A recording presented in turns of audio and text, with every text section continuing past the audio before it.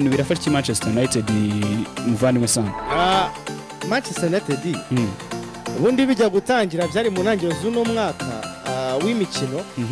Imana Manchester United ibonye ko gukina Champions League bitagikunze, gukina amarushanwa yo ku mugabane bitagikunze, ikabona ko kandi n'ubundi no muri EFL ivuyemo hakiri kare, ibona nyine isigaye muri Premier League gusa.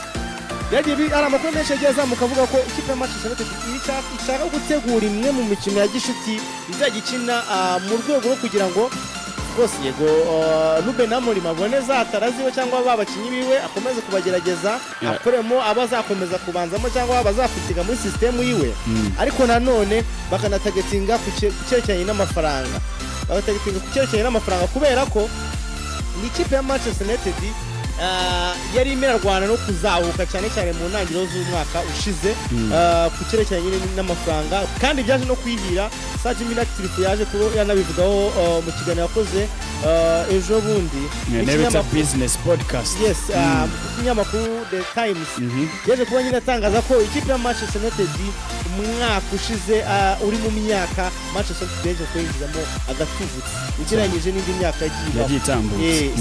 Ni mu mujyo wo kugira ngo ikipe ya Manchester United ikomeze yinjize amafaranga cyangwa icyitwa revenues kikomeze kinjire binyuze mu kugenda nyine ikwirakwiza imikino hanze y'igihugu cy'Ubwongereza, bigendana n'ubunara ya legacy ifite.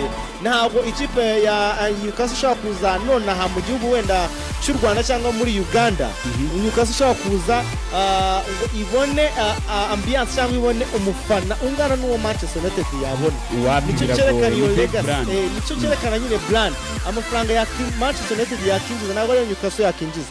Ni nayo mpamvu mbona ko first of all barimo baratagetinga icyo kintu kiri cya revenues cyangwa cy'amafaranga ashobora kwinjira muri iryo sohoka, ariko nanone Ruben Amorim nk'uko yabyivugiye nawe bikaba byamufasha mu kureba cyangwa mu kumenyerana na babakinyi biwe. Wenda ikosa adakwiye gukora ni ugufata abakinyi bakomeza kugenderaho, akaba yabarisika kugira imikino myinshi cyane cyane iyo hanze, ahubwo akaba noneho yaha umwanya babandi bakomeza kurekera mu mwanya wo mu kibuga, cyane cyane ko n'ubundi iyo mikino ni nk'aho ari iya gishuti nta kintu bivuze kuri iyo zirita aziwe. Ikintu